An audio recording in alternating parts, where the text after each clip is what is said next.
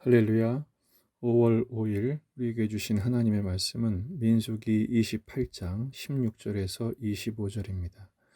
첫째 달 14째 날은 여호와를 위하여 지킬 유월절이며 또 그 달 15째 날부터는 명절이니 이래 동안 무교병을 먹을 것이며 그 첫날에는 성회로 모일 것이요 아무 일도 하지 말 것이며 수송아지 2마리와 순양 1마리와 1년 된 순양 7마리를 다 흠없는 것으로 여호와께 화제를 드려 번제가 되게 할 것이며 그 소재로는 고운 가루에 기름을 섞어서 쓰되 수송아지 1마리에는 10분의 3이요 순양 1마리에는 10분의 2를 드리고 어린 양 7에는 어린 양 1마리마다 10분의 1을 드릴 것이며 또 너희를 속죄하기 위하여 순염소 1마리로 속죄를 드리되 아침에 번제 곧 상번제 외에 그것들을 드릴 것이니라. 너희는 이 순서대로 이레 동안 매일 여호와께 향기로운 화제의 음식을 드리되 상번제와 그 전제 외에 드릴 것이며 7째 날에는 성회로 모일 것이요 아무 일도 하지 말 것이라. 아멘. 본문에 계시된 하나님은 어떤 분이신가? 하나님을 위하여 유월절을 지키기를 원하십니다. 16절 첫째 달 14째 날은 여호와를 위하여 지킬 유월절이며 이렇게 시작하죠. 첫째 달 14일은 유월절이고 그리고 15일부터 7일간은 무교절을 지키게 됩니다. 유월절의 기원은 잘 아시는 대로 출애굽 전날 밤 10번째 재앙인 장자의 재앙이 있을 때 어린 양을 잡아서 그 피를 바른 가정은 재앙의 천사가 지나가고 넘어가므로 죽음을 면하게 되죠. 그래서 유월절, 패스오버, 지나가고 넘어가서 그 피를 볼 때 너희를 넘어가리라 하신 대로 죽음의 재앙을 면하게 되었습니다. 그런데 이 유월절이 얼마나 중요하냐면 원래 그 달은 7월 달입니다. 그런데 그 달을 1월로 삼죠. 유대인들은 종교력과 일반 달력이 다릅니다. 그래서 이 6월절이 있는 절기를 그 해 첫 번째 절기로 삼고 그 달에 정월로 삼게 하신 것입니다. 또 6월절 다음 날부터 무교절이 있죠. 급히 6월절 식사를 해야 되기 때문에 누룩이 없는 떡, 마짜라고 부르는 무교병을 먹어야 했습니다. 7일 동안 이 무교병을 먹으면서 성회로 지키죠. 노동을 하지 않으면서 거룩하게 지킵니다.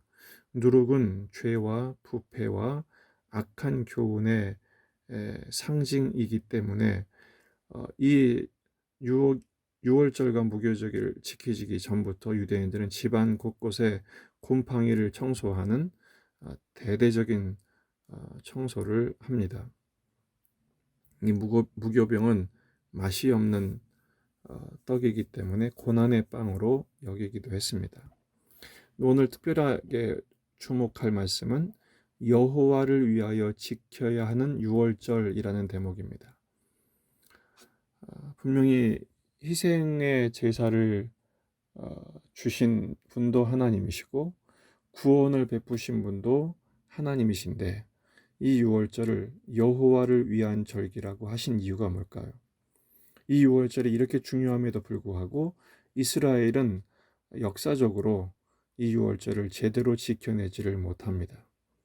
이 말씀이 선포되고 나서 여리고 평지에서 여리고를 바로 앞에 놓고 가나안 정복 전쟁을 출정하기 전에 첫 번째 유월절을 지키죠. 그리고 나서 성경에서는 히스기야 왕 때 비로소 유월절이 나옵니다. 오랫동안 지키지 않았는데 히스기야 왕이 종교 개혁을 하면서 유월절을 지키죠. 그리고 그 뒤에 한참 후에 요시야 왕 때 그동안도 제대로 지키지 않았기 때문에 요시야 왕이 유월절을 지킨 것이 큰 사건으로 기록될 만큼 이스라엘 백성들은 유월절을 등한시했습니다. 나중에 에스라 시대 때 포로 생활에서 귀환한 후에 그들이 지켰던 유월절도 역사적인 대표적인 예입니다. 그러면 지금은 유월절을 누가 지킵니까? 물론 유대인들도 지키겠지만 우리나라에서는 유월절을 지키는 곳은 이단들만 지킵니다. 안상호 하나님교회 같은 그런 곳에만 유월절이라고 얘기를 하죠. 우리 개혁교단은 유월절을 구약처럼 지키지 않습니다. 왜 그렇습니까? 그렇게 지킬 필요가 없기 때문입니다. 예수님께서 성만찬으로 그 유월절을 완성하셨기 때문입니다. 마태복음 26장 26절부터 28절은 예수님께서 유월절을 지키기 위해서 제자들을 불러 모으시고 제정하신 성만찬의 모습입니다. 그들이 먹을 때에 예수께서 떡을 가지사 축복하시고 떼어 제자들에게 주시며 이르시되 받아서 먹으라 이것은 내 몸이니라 하시고 또 잔을 가지사 감사 기도하시고 그들에게 주시며 이르시되 너희가 다 이것을 마시라 이것은 죄 사함을 얻게 하려고 많은 사람을 위하여 흘리는 바 나의 피 곧 언약의 피니라. 주님 이렇게 말씀하셨습니다. 실제로 예수님은 6월절에 어린 양이 잡히는 그 시간에 예수님께서 십자가에 달려 돌아가시죠. 그래서 6월절을 완성하신 것입니다. 6월절 어린 양이 되어주신 예수님께서 우리가 죽어야 할 그 재앙의 죽음을 심판의 죽음을 대신 죽어주심으로 우리에게 구원을 베풀어 주신 것입니다.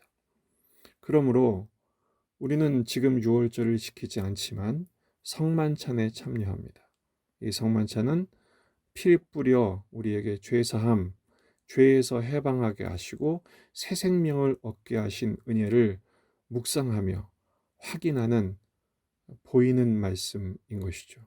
그래서 보혈의 은혜를 힘입어 회개하고 성결한 삶을 살 수 있는 용기를 얻게 되는 것입니다. 그러면 우리는 성만찬에 참여할 뿐 아니라 이 성찬을 실천하는 삶을 살아야 합니다. 에베소서 5장 26절 이는 곧 물로 씻어 말씀으로 깨끗하게 하사 거룩하게 하시고 우리가 하나님의 거룩한 자녀가 되었은즉 거룩한 자녀답게 살아가는 것입니다. 구별된 삶을 사는 것이죠.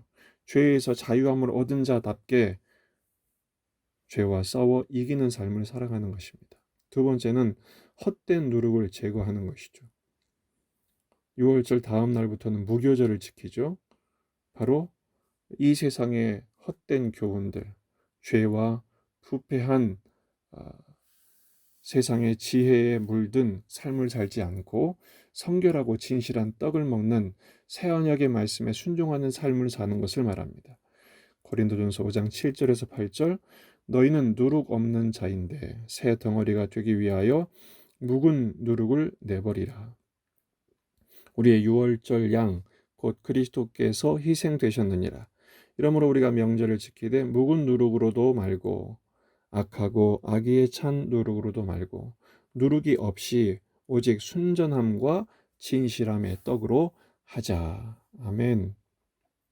바로 악한 이 세상의 교훈과 이 세상의 지혜를 따르지 아니하고 죄인의 길에 오만한 자의 자리에 악한 꾀를 쫓지 아니하고 오직 순전함과 진실함의 떡, 하나님의 말씀의 떡을 먹는 삶을 사는 것입니다. 오늘 말씀을 가지고 우리는 세 가지 기도 제목을 함께 나누기로 합니다. 첫째, 예수님의 십자가 보혈로 구원받은 백성으로서의 정체성을 잃지 말게 하옵소서.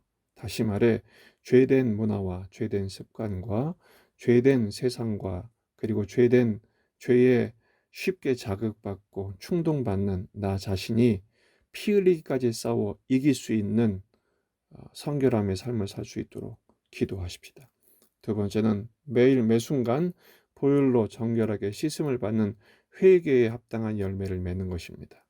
죄와 싸워 이기길 원하지만 우리는 시시각각 연약해서 자꾸 넘어지고 자빠지죠. 그때마다 보혈의 은총을 힘입어 기도할 때마다 주님 우리의 죄를 사하시고 거룩한 하나님의 자녀로 다시 출발하게 하실 것을 믿습니다. 세 번째는 세상의 누룩, 세상의 교훈을 버리고 말씀의 떡만 먹고 그 말씀대로 순종하는 무교절의 백성의 정체성을 잃지 않고 순종하며 살아가는 우리가 될 수 있도록 기도하십시다. 그래서 우리는 이번 주일부터 10주 동안 영성 회복을 위한 운동을 시작하게 될 것입니다. 예배를 회복하고 말씀과 기도로 거룩하여지기 위한 몸부림이죠. 이 운동을 통해서 저를 비롯해서 우리 교회 모든 식구들이 성찬에 참여하여 보혈로 씻음받고 헛된 노력을 제거하고 말씀으로 거듭나는, 말씀과 기도로 더욱 거룩한 백성다운 백성으로 발돋움할 수 있는 복된 기회로 삼으시길 바랍니다. 이 어린이날 어린아이와 같이 순전한 마음으로 하나님을 바라보며 보혈로 정결하게 되고 말씀대로 믿고 말씀대로 사는 그 일에 실천하는 저와 여러분이 될 수 있기를 주의 이름으로 축복합니다.